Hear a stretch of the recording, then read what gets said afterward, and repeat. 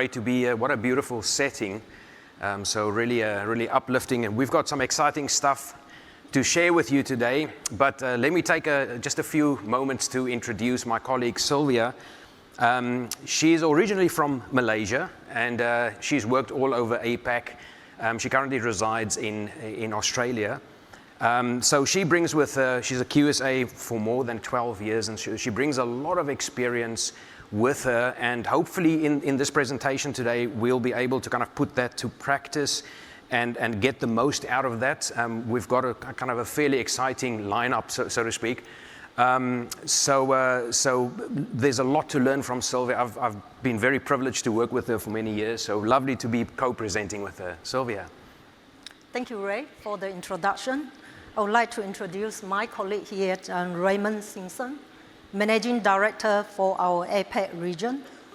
Ray comes with heaps and tons of experience in information security, spanning over 50 countries, and in a number of verticals, including over many vertical security principles and practices.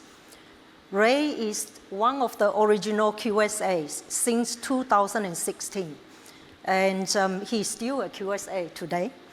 Yeah, thanks to Ray. And fantastic. Well, thank you for that warm welcome. Yeah, I was first time I started practicing as a QSA was 2006, so that date came up earlier. It's giving away my age, but moving on. So basically, what we wanted to kind of share with you today is one of the key expert areas of Foregenix is forensics. Right now, we're a QSA company. We do, the list of QSA certifications and so forth. But we started as a PFI, if you like. And we're currently a forensics, PCI forensics investigation company. So with all the investigations and incident response that we do of hacked sites globally, we get a lot of intel, and that intel gets fed into a system called ThreatView. Now, I don't have a link here for you. You might want to jot down on your notepad, do a Google search for Foregenix ThreatView, and you can get all about the information about the ThreatView solution. We make a part of it publicly available as a community edition. So if you've got a website that you want to scan for, or get an assessment of the security posture, you can just kind of pop it in there and it'll kind of come back with some details. But ThreatView is instrumental for us to be able to get an understanding of the threat landscape of our clients and also from a global perspective. We don't monitor every single website in the world, right? We monitor websites that our clients bring to us. For instance, acquirers that need to, that have a merchant portfolio that they want scanned for malware, so they know where to focus their attention. So what I'm going to share today is the information about 12.4 million sites that we do an assessment every fortnight. And then on a monthly basis, we release a global e-commerce threatscape report. So I'm going to have a few, kind of a little bit more of an in-depth look and extract a few things specifically relevant to the APAC region. Right, so in the last report of October 23, we found that around 10,000, just over 10,000 sites, and that's actually close. I had a look this morning. It's closer to 11,000 now in November to date of sites that are hacked. That's on our radar, right? Now, as you can see, there's over 15,000 instances of loader and skimmer malware code detected worldwide. Oftentimes, a loader script is resident on a website.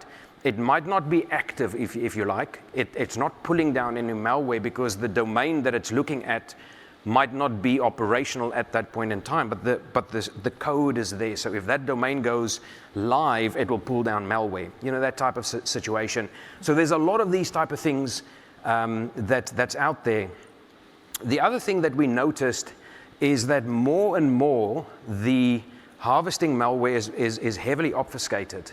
So we had a case recently where one of the merchants that's a client of a bank that we run these programs for, basically ran anti-malware on their website and it found nothing, but we picked something up. So there was a little bit of contention initially, but then we told them where to go and look on their website, and they found the malware, and then they could remove it. So the reason they're not finding it with just average like freeware tools is the fact that it's very, very much, there's a lot of engineering that goes into those malware pieces, and it's hard to detect, and it's becoming harder and harder to detect as well, certainly from what we've seen.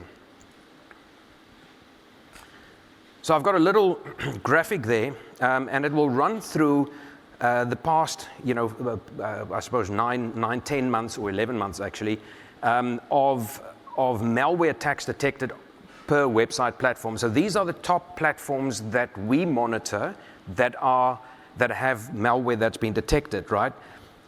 There's been a 286% increase since January 2023, right? So as you can see, it's growing. Now, very often when a site's compromised, more and more malware gets loaded. So you'll often find a site with multiple pieces of malware. And there's method in the madness, right? So if one malware piece gets detected and shut down, you've got 4 or 5 other pieces that you can leverage to achieve your objectives, as a malicious actor. So there's definitely method in the madness. But as you can see, Magento, there's still Magento 1, which has been decommissioned. It's no longer supported. It's end of life. It's not PCI compliant. And basically, it's still very prevalent, right? So there's definitely problems that we as an industry collectively need to address. So what I've done here is we've taken those top 5 platforms and we went to the various countries. Once again, these aren't all the websites. These are websites that we monitor. Just to give you a reflection or representation of the various countries and which one of these top 5 compromised platforms are found in those various countries. So as you can see, in Australia, WordPress, Japan, WordPress, Vietnam, WordPress. So WordPress, it's not that WordPress is a bad platform. The challenge, as you'll see in a slide or two, is the fact that the people don't have basic security hygiene on those websites, right? We all have heard of patching in this room. So that's something that's definitely absent out there, and I'll show you in a minute or two, what we find when we look at these sites. As you can see there, the ongoing Parrot TDS infection targeting WordPress and Magento 2 sites. So if you do a little bit of Googling of Parrot TDS, you'll see what it does, and oftentimes these major kind of outbreaks could have been, I suppose, minimized had the right security hygiene protocols been followed.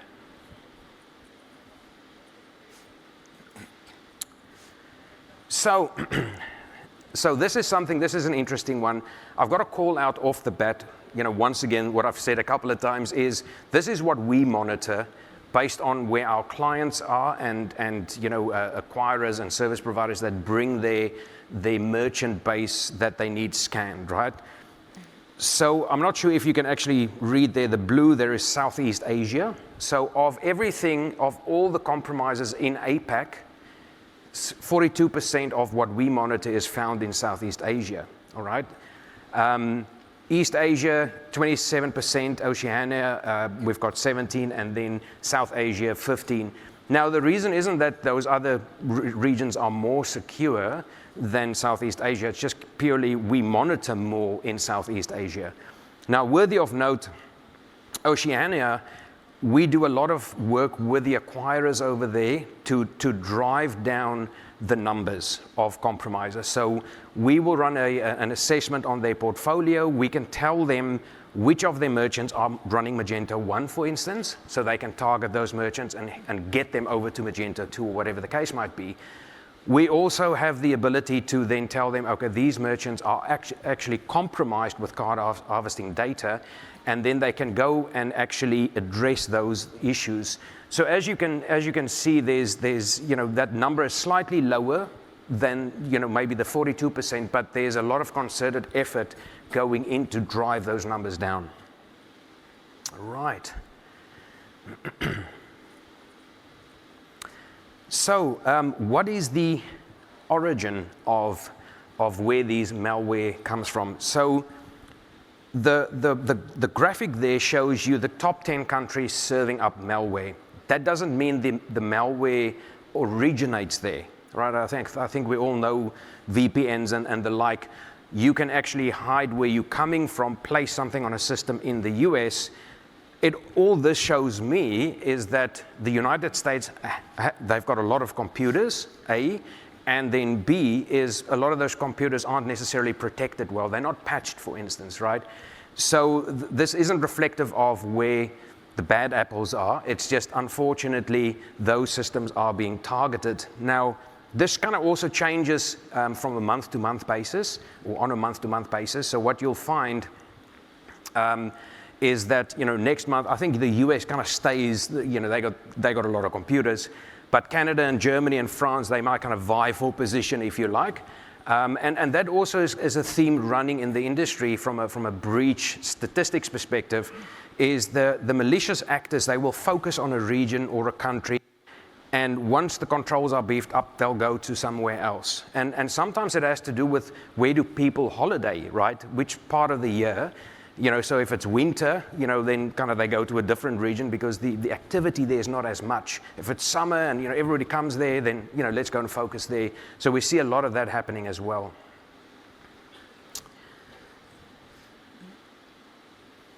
So high-risk websites.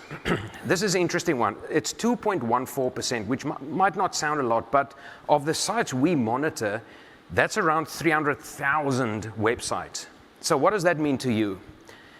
Is a high-risk website kind of a pain point? Is it really an issue? So these are sites that typically have missing critical security patches, exposed admin pages, and critical vulnerabilities exposing their online business to cyber threat, as it says there. Now, I asked one of our penetration testers, in preparation for this session, I said, hey, can you do me a favor? Can you show me how easy it is to exploit a high-risk website? And he's like, sure, okay.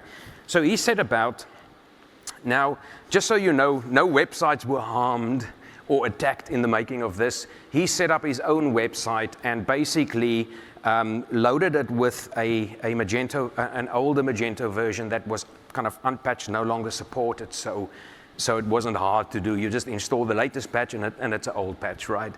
But basically, he then identified a certain vulnerability that is the system is affected by improper input validation during the checkout process. So basically, he used the utility to then scan the website, as an attacker would, right?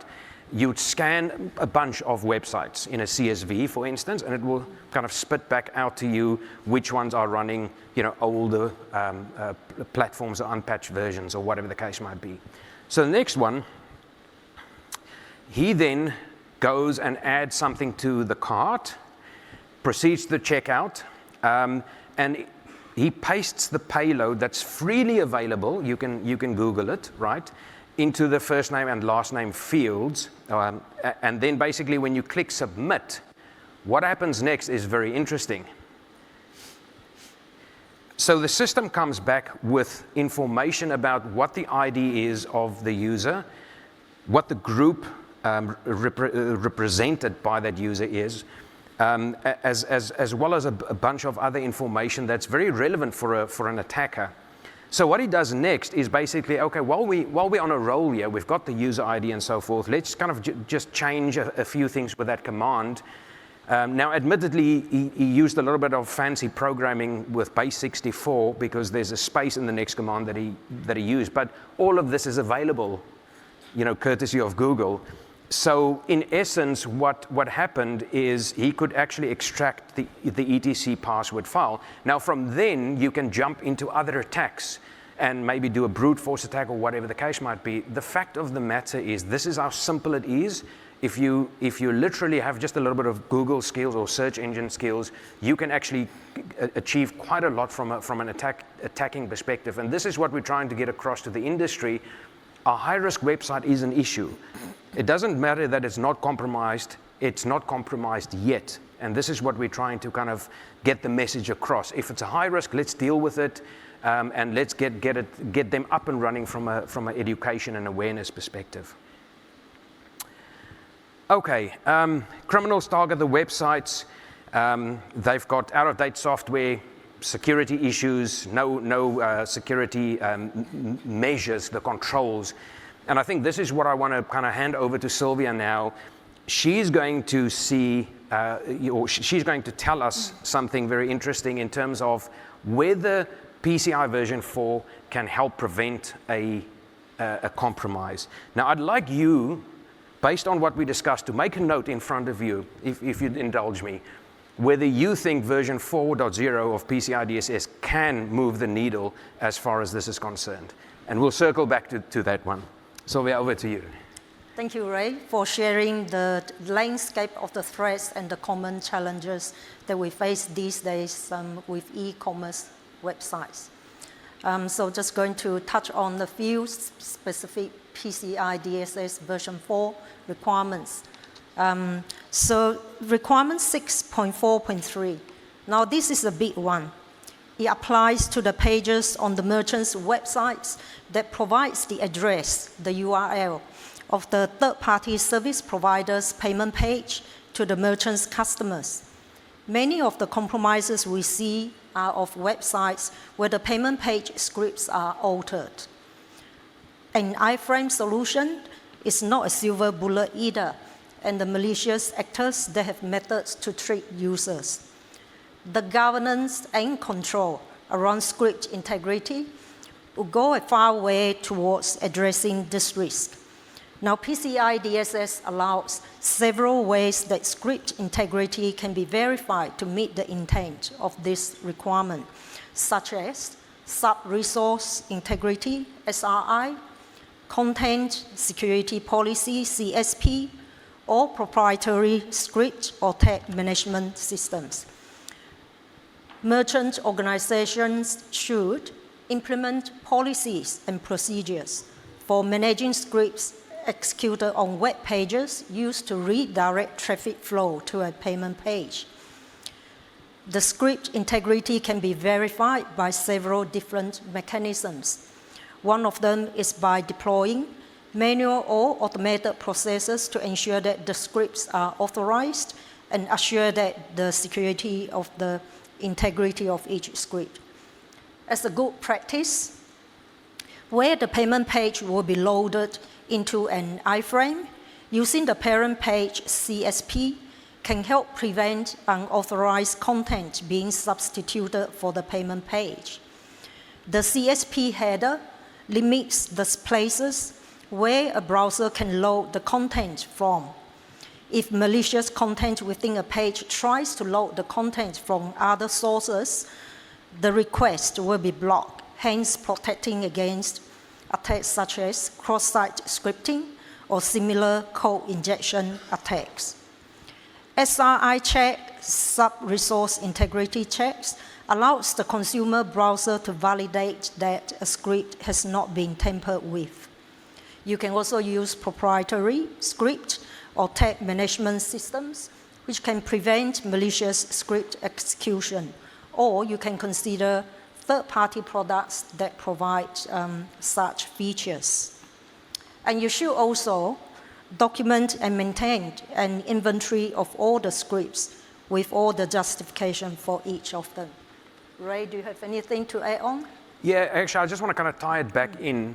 We actually spoke about this last night, is the CSP ties in with a loader that I mentioned earlier, because that's something that loads script-wise that's malicious. Right now, if you implement the intent and rigor of this requirement, then that's not going to be a bother to you, right? So the controls are there. The controls have been there for many years. It's just not being implemented. Awareness and education, I suppose. Right. Oh, sorry, back to you. The next is, yes. Requirement 11.6.1. So this is about protection against change and temper detection. Change and temper detection mechanisms will greatly assist with flagging when malicious actors are impacting the security and integrity of systems. Examples of such mechanisms include violations of CSP can be reported to the entity using the report tool or report URI CSP directives. Changes to the CSP itself can indicate tampering. You can deploy external monitoring by systems that request and analyze the received web pages, also known as synthetic user monitoring. This can help to detect changes to JavaScript in payment pages and alert the appropriate personnel. You can also use embedding tamper-resistant tamper detection script in the payment page. This can help to alert and block when malicious script behavior is detected. You can also deploy reverse proxies and content deployment delivery networks can help to detect changes in the scripts and alert personnel as well. For self-assessment questionnaire, SAQA, this requirement applies to merchants that include a third-party service provider's inline frame, iframe, payment form on the merchant's website. Okay. Let's go to the next one then. Right. Now, requirement 8.4.2 is a new requirement to implement multi-factor authentication, MFA, for all access into the cardholder data environment, the CDE.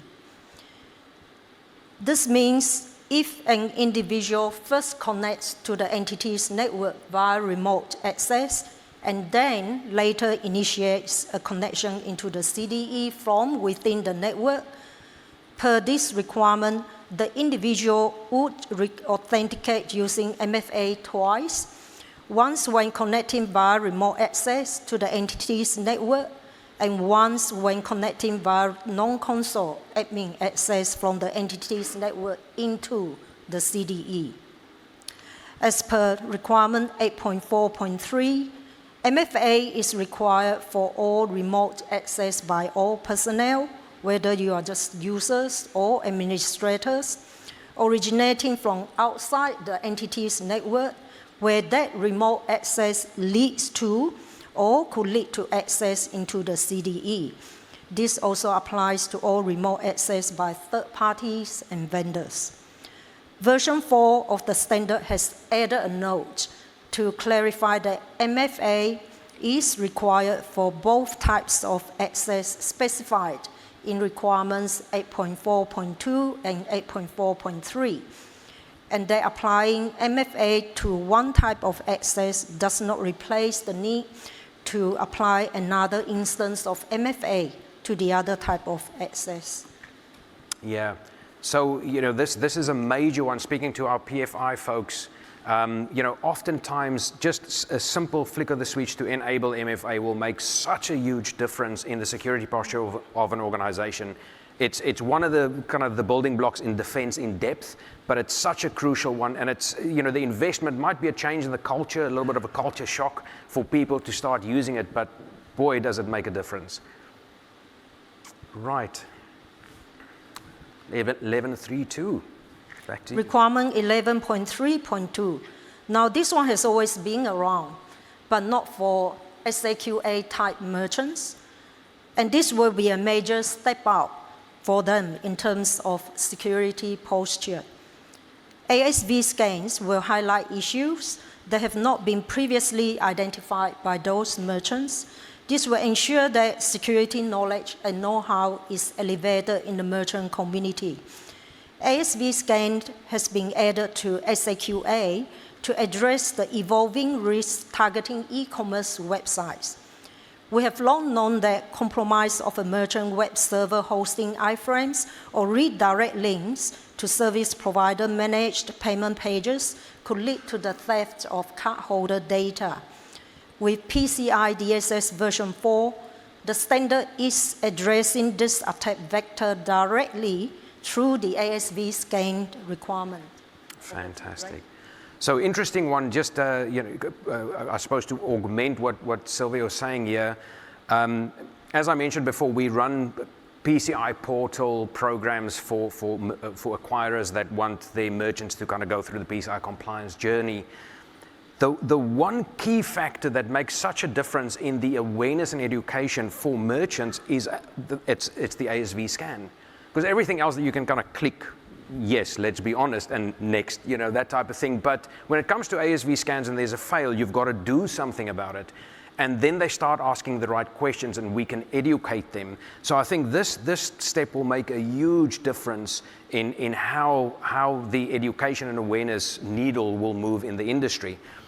So with all of that being said, I'd like you to kind of reflect on your answer from before and maybe revise it and just kind of, what do you think? Will version 4, judging by what Sylvia was saying as a subject matter expert from a QSA vantage point, will version 4.0 make a difference, a positive difference in the e-commerce threat trends that we see? Now, from our vantage point, absolutely. I absolutely think, and we think that will make a huge difference from a number of different angles, and all positive. Yes, will it be painful? Probably. But once the merchants understand, because the majority of them thankfully doesn't get compromised all the time, they don't. But when they do go through that process, and if there's a PFI or something like that, it is incredibly painful for everybody, right? And then the finger pointing and so forth starts. So kind of front loading the education, getting these controls in place, following the intent and the rigor, not just clicking or ticking a box. I think that will definitely make a huge difference. And just as a parting note, I ran some of this by our lead PFI in the region, specifically the attacking of the high risk website. And I asked him, from your vantage point, do you have any kind of words of wisdom? They look at these things every day. And he was saying a lot of those attacks, they don't even see when they do a PFI, right? Because the logging and monitoring is not in place. And we spoke about that earlier. There's requirements that if we follow them, the requirements have always been there. It's more prescriptive in many aspects now, which is a good thing, because a lot of these people just don't have the understanding or the awareness of the security risks. So I think all of this is really going to make a huge positive impact on the industry. And as I said, it might be painful for some, but I think ultimately, it's a summit that we're striving to get to the top, and then at that stage, hopefully our statistics, whenever we present it again, might have kind of been slightly different in a different direction. If your answer wasn't no, or if your answer was no, you don't believe version 4 will make a difference, there's a red balloon booth just outside the door. Come and speak to us. We'd love to hear your thoughts. And then if you have any questions for Sylvia, from a subject matter expert perspective, she's all yours. Fantastic. Lovely to be here. Thank you.